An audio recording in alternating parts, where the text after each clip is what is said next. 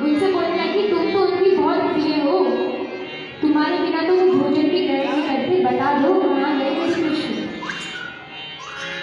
जब भेज दिया, केसी चले गया कंस का भेजा हुआ कृष्ण के पास, और केसी को जैसे ही देखा गधा बन गया है ना, घोड़ा ही तो बन गया है। दाऊ भैया ने देखा, पकड़े दोनों हाथ घुमा करके मार दिया।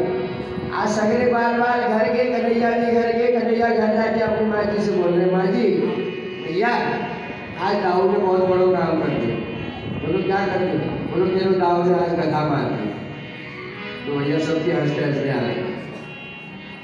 आज बलदाऊ बोले, अपना इतना काम किया तब तो बड़ा ही ले गया, आपने इतने मारे तब तो कुछ नहीं किया, आज गधा के बोला गधा मार दिया। गधा मारने में इसको शाबाशी मिली, तो राक्षस था। तो भैया पीछे से आज अक्रूर के पास कंस पहुंच गया, और कंस अक्रूर के हाथ पकड़ करके, कंस अक्रूर के वहां पहुंच गया, और कंस जो है अक्रूर का हाथ पकड़ के ला रहे। कंस अक्रूर के वहां गए और हाथ पकड़ के ला रहे। आज तक तो सीधे मुंह बोलता नहीं था, वो हाथ मिला रहे। हाथ मिलाने की परंपरा बहुत पहले से हमारे वहां जब विवाह होता है उस समय भी हाथ मिला दिया जाता है, जिसे पानी ग्रहण संस्कार कहते हैं।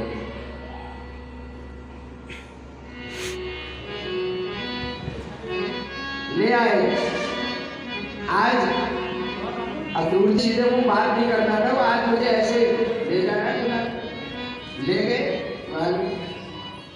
नवन नीच की अति दुखदाई, रामचरितमानस में, नवन नीच की अति दुखदाई अरण्यकांड। रावण मारीच को हाथ जोड़ा है, जिसके डर से काल को भी डर लगता है। आज वो मारीच आ रहा। नवन नीच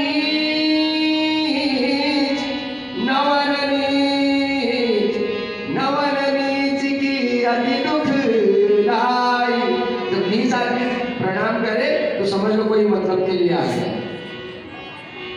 जो कभी नहीं आता था, पढ़ाई कर रहा है तो समझ लो कुछ कार्य है।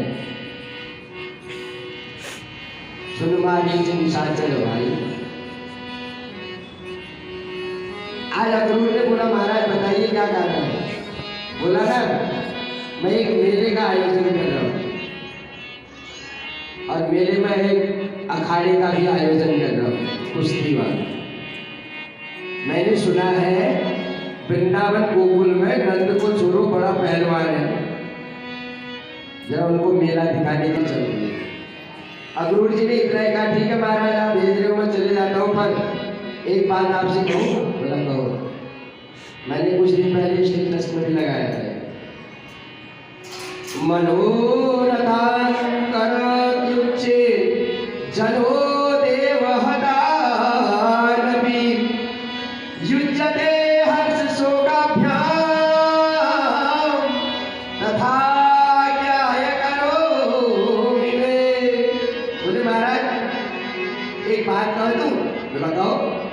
हर व्यक्ति मनोरथ बड़े ऊंचे ऊंचे बांधता है, पर क्या कर पाएगा ये तो वक्त ही बताता है। बड़े ऊंचे ऊंचे मनोरथ बांधे। कौन?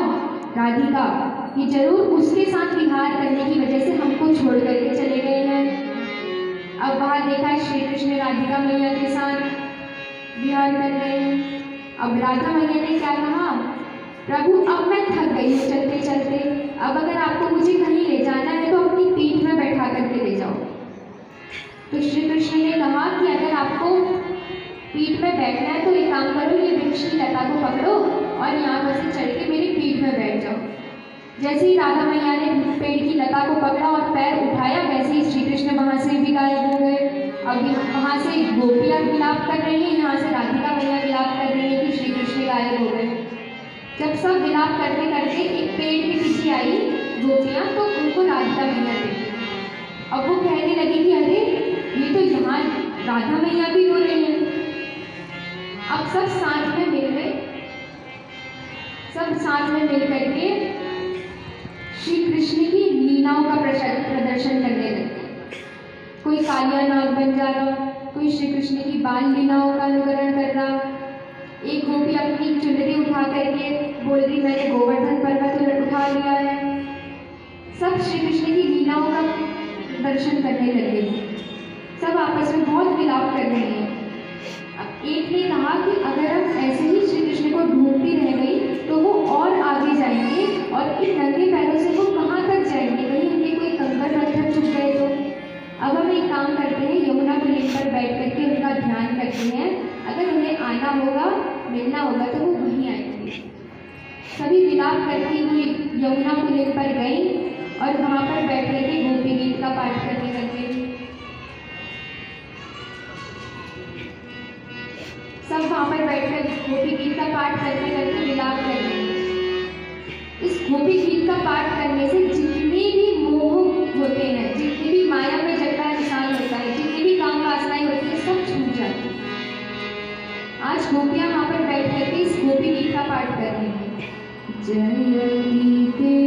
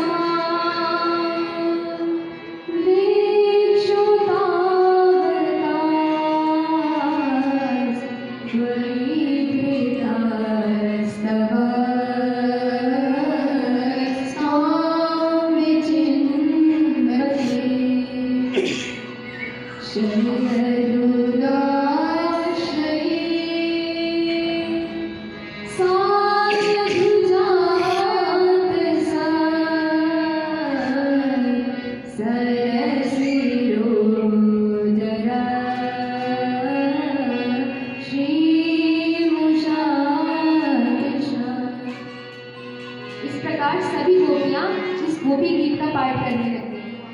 इसमें भाव क्या आ रहा है कि जब से आप इस गोकुल की धरती पर आ रखे हैं, स्वयं वैकुंठ यहाँ पर आ गया है। आपकी आराधिका माता लक्ष्मी भी वैकुंठ छोड़ करके यहीं निवास कर रही हैं। अब आपके बिना जीना तो बिल्कुल बढ़ने के समान लग रहा है प्रभु। इस प्रकार हमारे से होली ना खेलो ना, एक बार तो वापस आ जाओ। आज अब राधिका मैया बोलने लगे इस महाराज का सबसे प्रिय श्लोक, हाँ नाथ रमण पृष्ठ क्वासी क्वासी महाभुज दास्यास्ति कृपणायामि सखे दर्शन सन्निधि। आज राधिका मैया क्या बोल रही है, हाँ नाथ रमण पृष्ठ महाभुज। जैसे ही माँ ने इन 4 नामों का वर्णन किया, क्या बोला, जैसे ही नाथ बोला वैसे ही गोपीनाथ जी प्रकट हो गए, जैसे ही रमण बोला वैसे ही राधा रमण प्रभु प्रकट हो गए, जैसे ही पृष्ठ बोला वैसे ही राधा वल्लभ जी प्रकट हो गए, और जैसे ही महाभुज बोला तो स्वयं शिवा की बिहारी लाल प्रकट हो गए। आज राधा मैया की पुकार सुनते ही, सभी गोपियों का रुदन सुनते ही पीतांबरधर सद्गी साक्षात् मन्मथ। करोड़ों कामदेवों को मोहित करने वाला स्वरूप लेकर के भगवान गोपियों के सम्मुख प्रकट हो गए। बोले रास बिहारी भगवान की। आज जब गोपियों के समक्ष प्रकट हो गए तो गोपियों ने क्या किया, किसी ने हाथ पकड़ लिया, किसी ने कमर पकड़ ली, किसी ने पैर पकड़ लिए, किसी ने कान पकड़ लिया, किसी ने नाक पकड़ ली, सब पकड़ लिए। कहने लगे अब कहाँ जाओगे, अब हम कहीं नहीं जाने देंगे, सभी नहीं भाग सकता ना। आज प्रभु को हृदय में बसा करके वो इतना लीन हो गए श्री कृष्ण के साथ, महाराज करते करते उनकी चुनरी खिसक गई और भेद खुल गया। तभी वहाँ पर के श्री कृष्ण ने उनको स्थापित कर दिया और उनको नाम दे दिया गोपीनाथ। शंकर जी भी वहाँ पर स्थापित हो गए। उसके बाद रास प्रारंभ हुआ। रास 3 प्रकार से होता है। किस प्रकार से, सबसे पहले मध्य में कन्हैया खड़े हुए, अगल बगल सभी गोपियाँ खड़ी हो गई। दूसरी बारी में 2 गोपियों के बीच में एक कृष्ण, फिर रास होने लगा, और तीसरी बारी में एक प्रकार महारास होता रहा। बुद्धिदास बिहारी भगवान की जय, भक्तवत्सल भगवान की जय।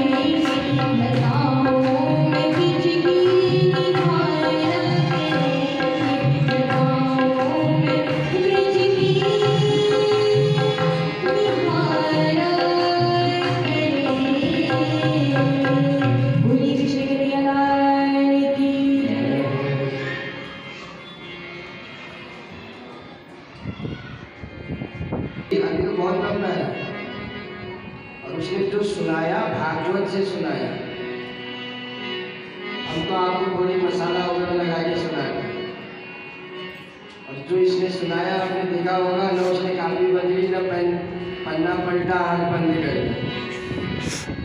और ये भाव समाधि का रास में वही प्रवेश कर सकता है जो रस लेना जाए। और भगवान ने रास में निमंत्रण दिया था जब वेणु बजाए थे, वेणु गीत हुआ था, तो तब जाकर के कहा था भैया सब लोग शरद पूर्णिमा को मिलना, कोई नहीं आए तब बांसुरी बजाए। आज रासलीला पूरी हुई, कंस के द्वारा भेजा गया एक राक्षस आ गया और फिर इधर मथुरा से, जिसका नाम है अरिष्टासुर। और जैसे ही ये आया, भगवान ने इसके दोनों सींग पकड़े, जैसे कपड़े निचोड़ते वैसे निचोड़ के इसे मार दिया। अब नारद जी कंस के पास पहुंच गए। नारद जी बोले, कंस के पास जाते ही नारद जी का स्वागत किया कंस ने। आदि का सुनिए महाराज, आप बहुत सही टाइम पे पहुंचे हो। आज नारद जी भी कह रहे हैं कंस से क्या बात, तेरे चेहरे का रंग कुछ उड़ा हुआ लग रहा है। आज नारद जी से कंस कह रहा है मैं जितने असुरों को ब्रज में भेजता हूँ जाते समय वापस कोई नहीं आता, जितनों को भेजता हूँ वापस कोई नहीं आता। और मेरी समझ में ये नहीं आता कि ये बलराम और कृष्ण कौन है। नारद जी बोले अरे कंस को भी सीधा साधा भोला भाला ही है। अरे ये कंस और बलराम तो देवकी और वसुदेव के पुत्र हैं, तो 7वां और 8वां पुत्र है। जो 7वां गायब हो गया था वो बलराम, और 8 भाई जो वो देवी जी ने बोला ये कैसे हो सकता है। बोला वसुदेव राज में पहुंचाया, सारी बात बता दी। कंस हो गया गुस्सा लाल पीला, निशात मसीमा दत्ता वसुदेव जिह्वांसया, तलवार खींच ली, बोला मार दूंगा वसुदेव को भी और देवकी को भी। नारद जी बोले ठहर जा, उनको मार देगा तो फिर कृष्ण पकड़ में नहीं आएगा। बोला वो क्यों। बोला अभी आशा तो है अपने बाप से और अपनी माँ से मिलने के लिए तो आएंगे। बोला हाँ। बोला उनको बुलाओ। बोला महाराज मैं बुलाना नहीं जानता। बोला कैसे नहीं जानता, बच्चों को क्या पसंद है। बोला कुछ मेले ठेले का आयोजन कर, बच्चे मेले देखने के लिए वैसे ही बच्चों के लिए मेले का प्रोग्राम कर लो।